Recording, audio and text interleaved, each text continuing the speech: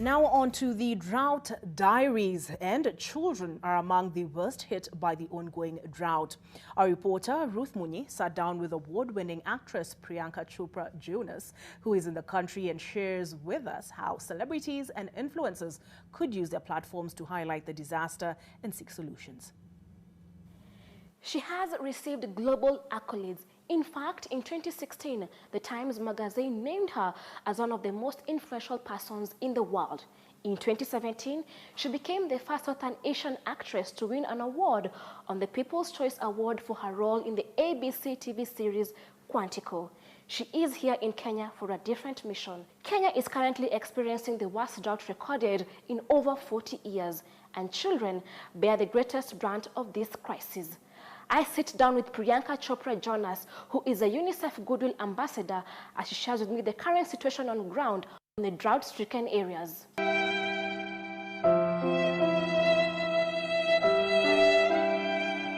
Thank you very much for honoring our invitation here on NTV Kenya. What brings you to this part of the world? Well, thank you for having me here, Rook.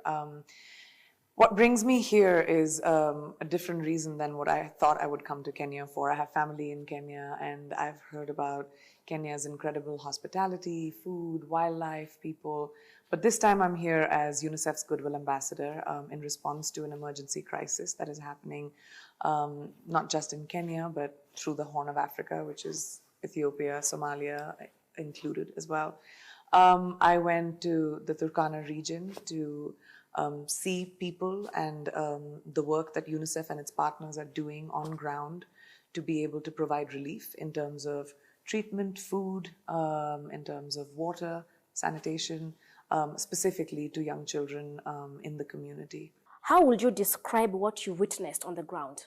What I witnessed is very difficult to describe. I come from India. It's a country that has seen poverty and affluence at the same time, like Kenya.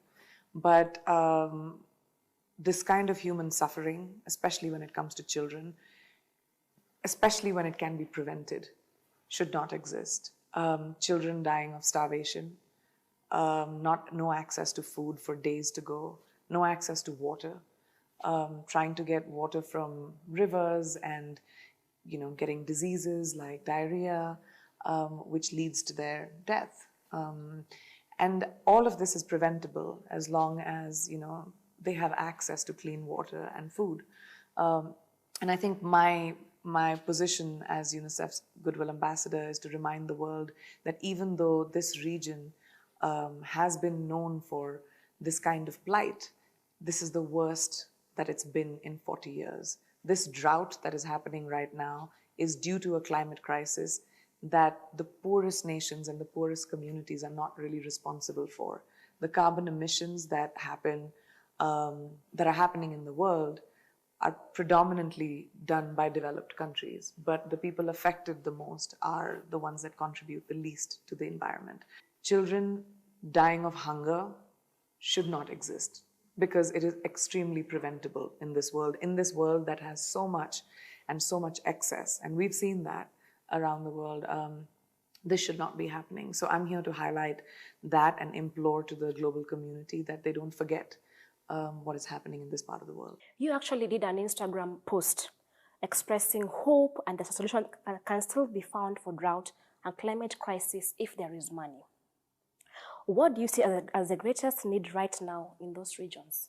Honestly, the greatest need right now is cash.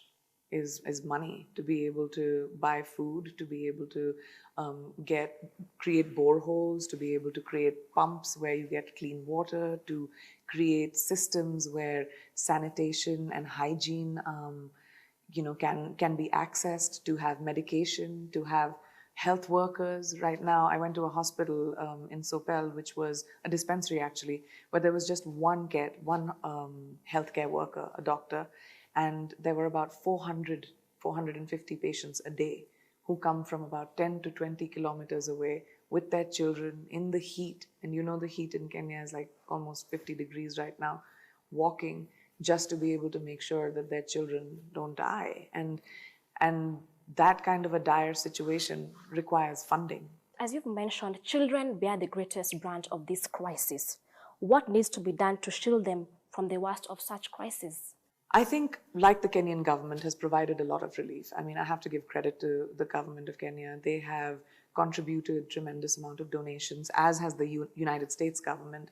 They have contributed tremendous amounts of donation. I think that the world needs to pivot its focus and understand that the climate crisis is not something that we will see the results of in 20 years. You know, we live in our privileged lives and we think that the result of this climate crisis that we are hearing from everyone, you know, the glaciers that are melting happen in another part of the world, but the effects of it is right now. The children, like you talked about my Instagram stories, the faces that you see, that's the face of the climate crisis at the moment. You were appointed the UNICEF Goodwill Ambassador in 2016. How would you say you have used this role to champion for the rights of children over the last 6 years? I was appointed the Goodwill Ambassador for the Globe in 2016, like you said. But throughout this journey, I think what I've tried to do is take out my time as much as I can, to travel to places as much as I can, to use my platform, because I know people hear me, they will maybe listen to what I have to say through mediums like yours, and I can maybe pass on the message of people that cannot take their voices as far, probably. And I've tried to give as much as my time as I could to be able to travel and showcase and amplify the voices of especially children in need around the world.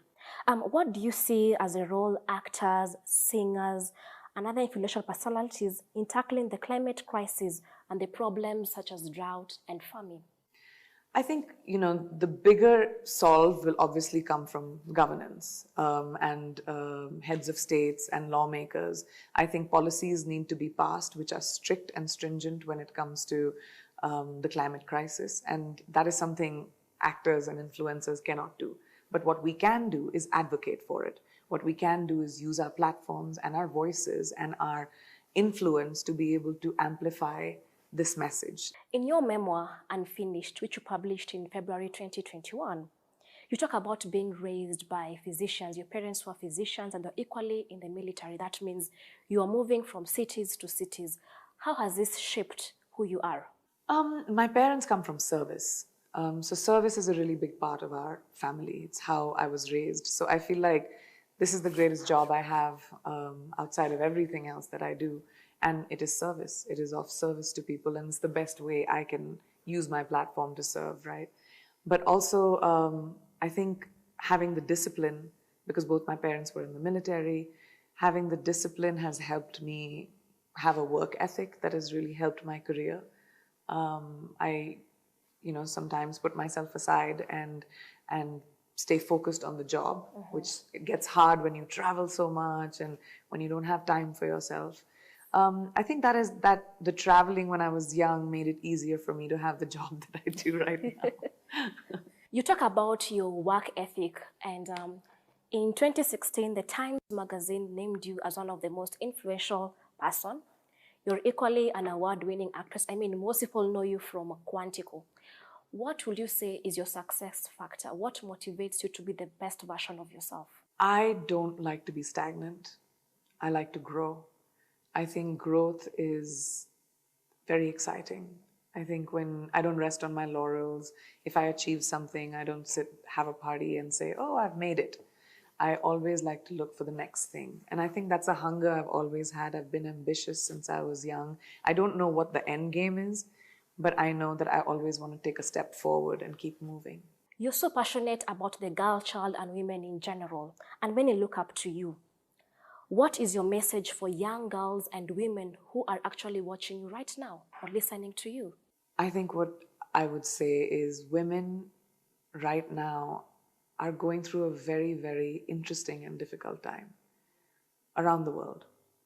We live in the age of information where our voices can travel and our collective voices can travel around the world. And I think it's really important for us to band with our sisters that don't really have a voice, to talk about, you know, things that are happening around the world that need to change, especially when it comes to basic human rights and access to education, to healthcare, which is denied to a lot of women, options and choices. I grew up, like I said, in India, where my family gave me the right to make my own decisions. But I know there are so many other women in my country that don't have that right, whose voice is taken away from them, who are treated like, women are just for procreation, or women are just for a certain, to take care of your home. And you see that percolating throughout the world. And I think that it is time for us to, as much as we can, band together and, stand for each other. And I would just say that this is a great time where sisterhood is, it's beautiful to see. And finally, what have you learned so far during your short stay in Kenya? Do you plan to come back? Yes, I hope, and I definitely want to come back, and I hope it'll be under better circumstances. What I have learned is that through the most difficult times, human beings have incredible resilience. Human beings have kindness. Human beings have warmth. And what I especially saw when I went to Turkana region was that it was very difficult for me, especially as a new mother, to see so many children suffering the way they were. I cannot imagine if my child was crying out of hunger for days and days, what it would do to my mental state. And to see those women standing by their children and not eating for days to make sure that their children eat just goes to show that there is so much strength in human beings, and especially in women.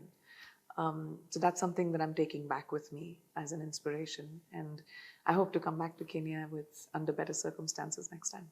All right. Thank you very much. And Karibu Sana. Karibu is welcome back.